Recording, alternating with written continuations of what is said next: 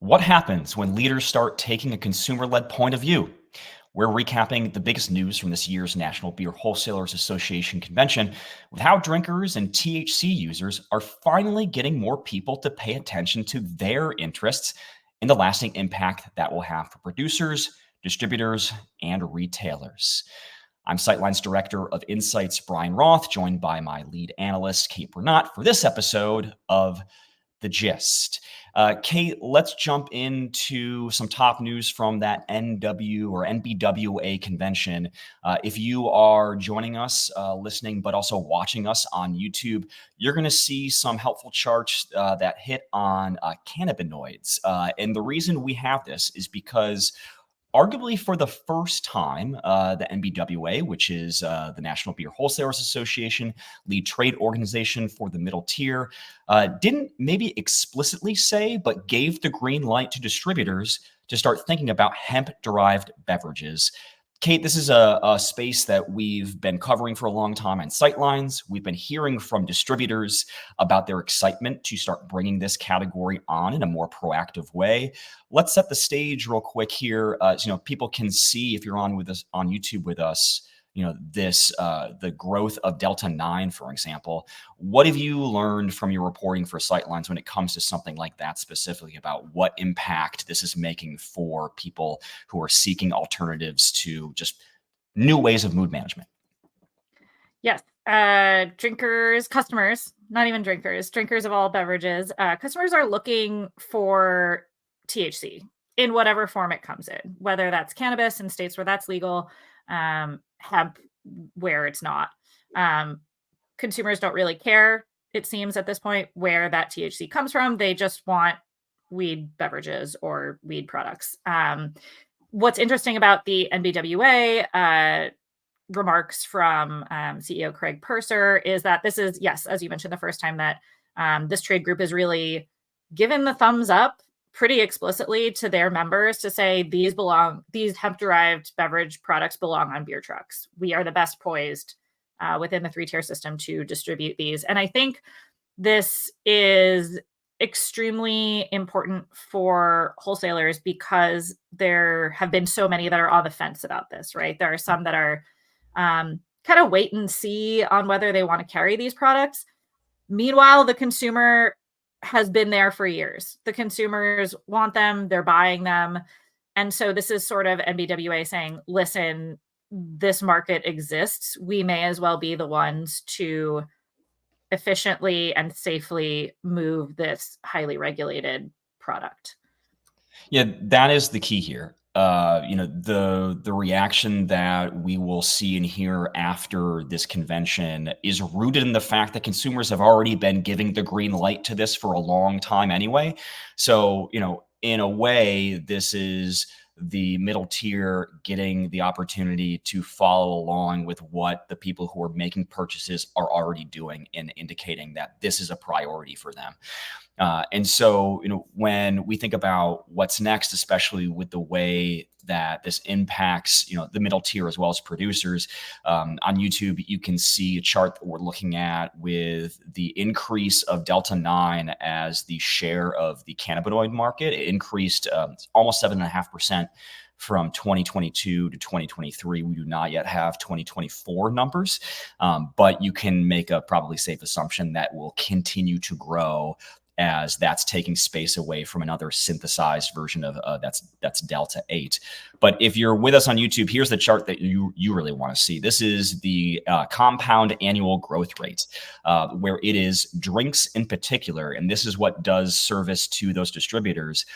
Hemp-derived cannabinoid drinks, so that's going to be Delta 8 and Delta 9, have the highest percent of compound annual growth rate, both in terms of where we are right now, that's 2021 to 2024, but also moving forward. A big part of that is simply just this is a familiar format and function, and people understand the way that a can of a THC hemp-derived beverage might, act in their normal occasion versus the potential stigma that might exist around a vape or of having to light up a combustible pre-roll, things like that too. So I'm looking at this chart, I'm seeing the growth of drinks. Kate, this is something that we have heard and we certainly see in the market. This has long been centered as the future of the cannabinoid market, drinks. And so the call to action with Craig Purser basically telling people in attendance, these products are out there. Consumers want them. You should be carrying these products. Just feels like kind of a really momentous occasion for what could be happening next. And I also believe that, again, Craig didn't say this explicitly, but I'm putting myself maybe in his brain, or what I would have said, which is people will find these products whether or not beer distributors carry them. And they are already finding them.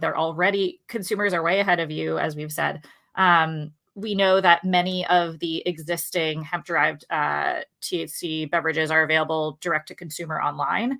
And now we're even seeing the rise of THC beverage online marketplaces, with a subsidiary of Canopy in August launching an entire online marketplace for direct-to-consumer hemp-derived beverages and edibles. So if beer wholesalers don't want to carry these, consumers will just go directly to the source, and already have been. So this is a little bit of a sort of a wake-up call, I think, for wholesalers to say, the consumer is here, they're doing this, we may as well get a slice of the pie, and also be part of a 3-tier regulatory framework that makes sure these beverages are safe and efficiently delivered. And retailers want that as well. I've talked to some folks in Minnesota who are saying that one of the largest grocery chains there won't even work with hemp-derived brands that aren't already with a wholesaler, because they're sick of getting hit up by 1,000 hemp-derived startup brands individually. They're saying, go with a wholesaler so they can come to us with a portfolio strategy, and we can just work them into our normal workflow. We don't want to hear from you individually. So I think the importance of that middle tier participation in this space matters for probably not consumers who are going to find it anyway, but for retailers and for the larger beer industry. One of the things that Kate, you and I have seen as it relates to the hemp-derived market is one in which states where cannabis is illegal, both medically and recreationally, are the thriving states in which this occurs. So I am in North Carolina, in the Southeast, which is a prime region for hemp-derived products, just because a lot of the states either can't or won't engage politically in terms of what happens next. And so the gray area in which these drinks specifically exist, these are high margin products that people clearly want. And also, we just keep on getting signals. So, Canopy as well as Tilray, these are two of the largest cannabis companies in North America who are going all in. With Curaleaf from Canopy, you can order some products via DoorDash if you want to in some states. And Tilray, which now has a suite of craft breweries, especially places in like the Southeast, where these products are really taking off. There is a perfect storm situation in which I think there was waiting for someone like Craig Purser to say, let's do this. And I think this is as clear of an indication that we've gotten that it's time to go. Craig told me I could. That's what these wholesalers are gonna say. And yeah, I think it's really gonna move the ones that were on the fence off the fence. There was another quote that came from the NBWA convention, of which continues to hit on this theme of, hey, let's pay attention to what consumers are doing because that's going to help lead us forward. This is from the CEO of New Belgium, from a report from Brewbound, who had reporters there. This is a quote from their piece covering in which Sean was saying that beer producers shouldn't get hung up on beer being just malt, hops, and water, or they may miss the opportunity to connect with consumers on what they're seeking in products. Kate, this just hits home. It's like Sean might have been reading Sightlines for the last couple of years.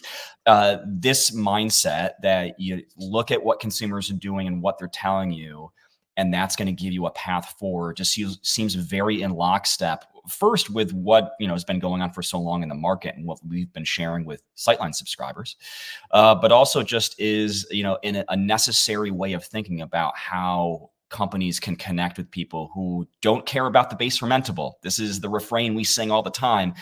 They're more interested in the experience and flavor that they can get. Absolutely. I have long been telling producers, traditional beer producers, that if you see someone drinking a twisted tea, I don't want that to make you discouraged. That person may very well choose a beer the next day or the next hour, right? That is not a separate type of drinker from the drinker you are targeting as a traditional beer producer. And this is true of traditional wine, traditional spirits, etc. You do yourself a disservice by not paying attention to what customers like about these alternative products. There is so much that even a traditional brewery Mm. can do with malt. You can create malt bases and products with different types of fermentables and sugars and whatnot to create products that really function as a flavor delivery vehicle. And I think it's clear that consumers are not thinking in these binary ways anymore. I mean, you raised a great question in a recent newsletter. Is Voodoo Ranger double IPA more like a light lager? You know, tax wise, governmentally, producer wise, they would say yes. Or is it more like a cut water Mai Tai?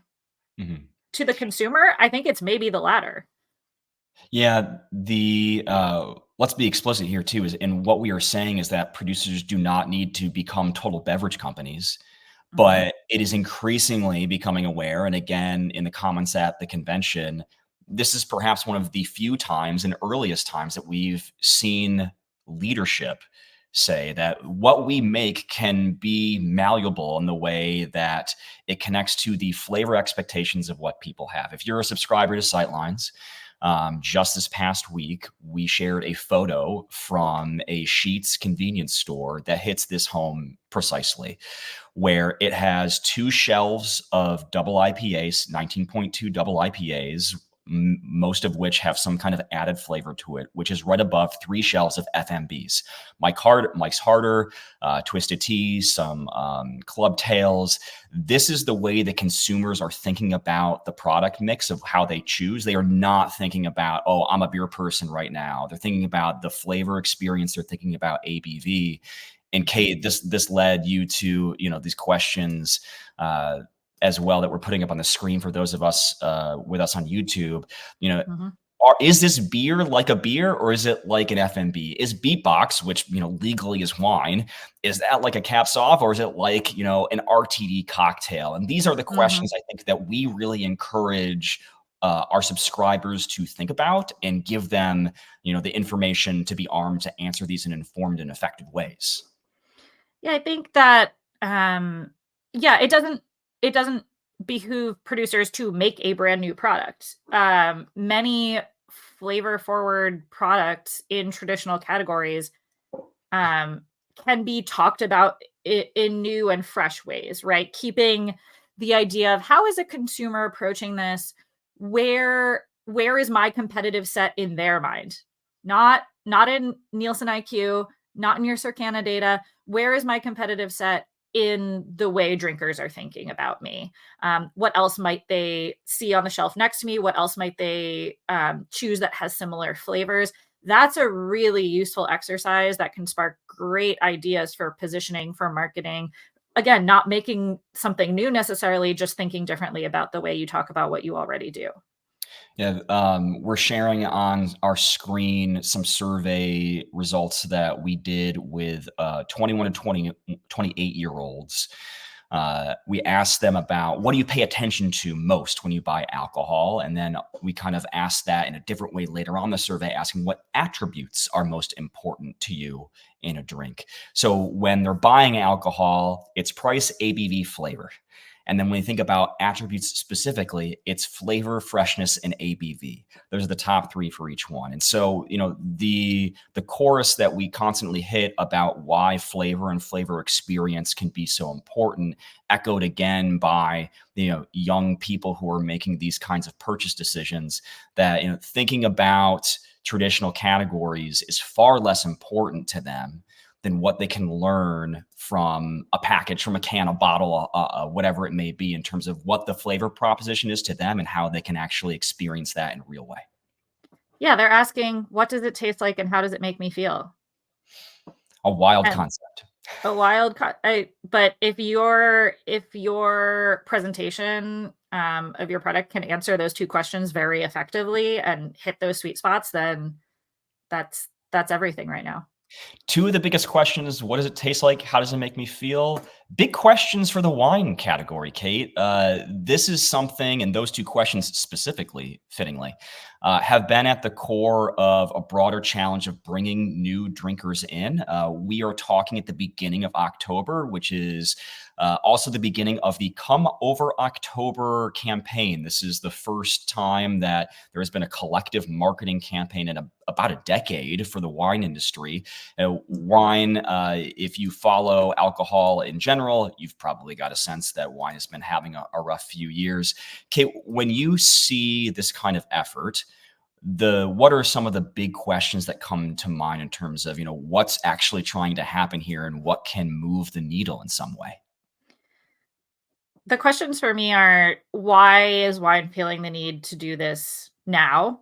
And that is clearly a years-long struggle to attract, not just more drinkers, but specifically to get younger drinkers interested in the wine category. That's the reason we're seeing this Come Over October campaign. It's the reason, in early 2025, we're gonna see a new campaign from the Wine Institute, which is the US industry's largest wine trade group. The Wine Institute has not had an industry-wide, campaign, as you mentioned, in decades. It certainly feels it needs that now, and that campaign is going to be, focused squarely at connecting with, Zillennials, which, the way to do that is to never use the word Zillennial. But it's clear that wine is in a moment where it feels like, okay, we are losing these younger drinkers. Now we really need a marketing campaign to reach them. But my large question is, can US wine, which is so fragmented among 11,600-ish producers, all 50 states, can they come together around a unifying message the way that, dairy did with Got Milk or Mm. something? Is there that, and the way that beer has, the Beer Institute, regularly has campaigns around choosing beer, because it's really top heavy with those major producers on board. With this Wine Institute, campaign, it's kind of an open question as to what degree some of the largest producers in the country are unified behind this, or is this more of a long tail initiative? So we're gonna see how much impact that has, and whether this messaging is what consumers are wanting to hear. Right? We've been talking this whole episode about paying attention to how consumers are approaching beverage alcohol. Are consumers looking for the kind of marketing that the Wine Institute is going to come out with? Yeah, fittingly, I think the top question is, do people care?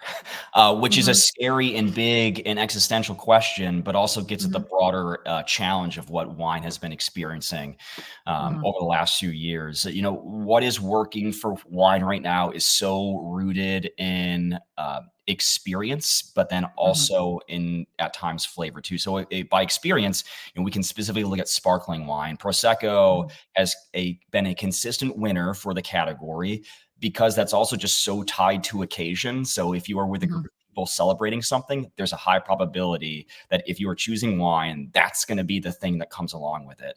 And then also there's been a shift, not just in America, but if you look at some countries in Europe too, the style of wine has shifted to mhm, be a bit more flavor forward. And we're even just talking about straightforward varietal wines, not any mhm, of the most popular, fastest moving brands, something like a beatbox, for example, in America. Even in case of the premiumization movement in wine, so dollar sales might be a little bit better, obviously, than volumes, which are down about 4% in the mhm, most recent 52 weeks. It's that mid range that is mhm, working the best for wineries, and the mhm. fastest moving brands are all around like $10 a bottle. That includes even something like Prosecco. So that's Josh Seller's Clos du Bois and Mion Neto are three of the fastest growing off-premise brands in wine. And the thing that they have in common is they're all basically $9, $10, $11 too. And so, the point of entry for people in wine is not going to be one in which they're buying a big bottle. The space to exist is coming from one in which experience, but also just the ease of understanding. Like, you're not spending a lot to get something that maybe you'll enjoy, but also just delivers on the flavor experience of what, we've been talking about.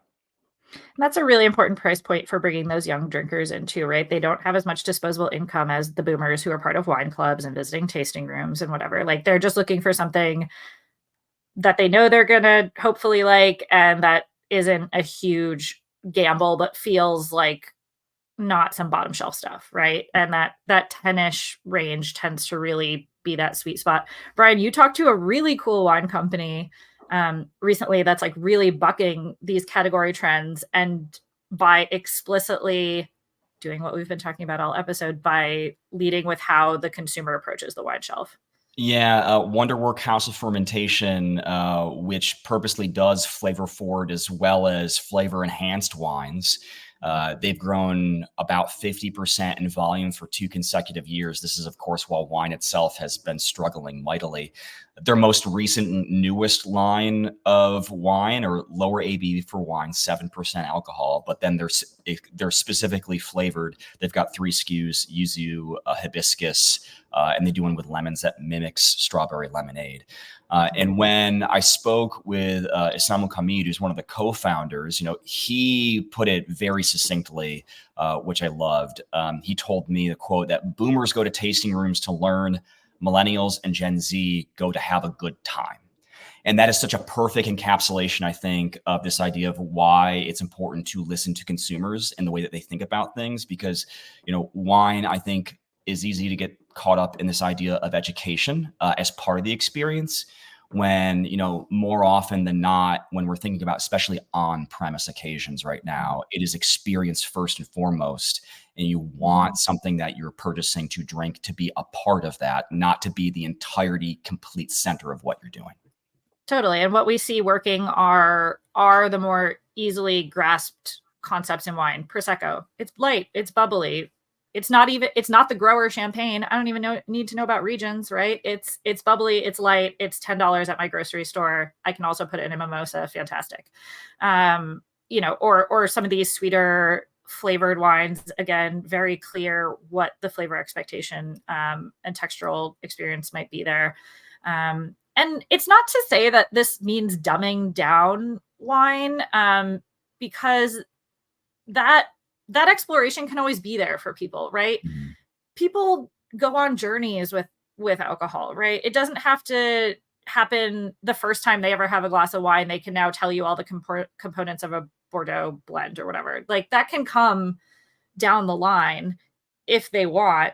But let's focus a little bit on the sensory enjoyment and on the joy that wine can spark, which is supposed to be at the center of this new Wine Institute campaign that starts next year. So we'll have to wait and see how much that is centering consumer experience and how much it's centering, again, sort of this old school romanticizing of the geography.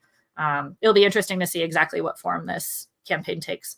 One example, disclosure, the Three Brothers Wineries in upstate New York and Geneva, New York, has been a client with Sightlines to gain some of our insights and learn how, what we see can help them. If you're with us on YouTube, you can see a map of their campus, where they have multiple distinct winery brands alongside a cider maker and a brewing company. And the reason I bring this up, because I think what Three Brothers does marries really well a lot of, Kate, what we've been talking about, as well as sharing with subscribers on Sightlines. If you see this map, or if you go to the Three Brothers website, you'll get a sense. every one of these wine brands is different, not just visually in terms of the bottles, but the physical space in which they exist. When you go to visit Three Brothers, Stony Lonesome is going to feel different than Passion Feet, than Bagged Air. All are wine brands, but each has its own distinct identity. So when you go to an on-premise occasion here, you have an added reason to spend more time at more places, because each wine brand is not only different, but each physical space in which you exist is going to be entirely different too. And having been there a few times, I can attest, you see a wide range of people, both age and demographics, who feel excited because, 20 minutes after you have, a brief taste of something, you can be basically in an entirely different world. This is a way of bringing joy to wine, in which I think there has been a challenge in recent years. Yeah, I personally would hit up the Slushy Hut that I saw on that map. That would bring me joy. If you're looking for ways to bring joy to what you do and how you better understand beverage alcohol, visit us at sightlines.news, where we have loads of insights and analysis from Kate and I. Thanks for joining us. We'll see you next time on The Gist.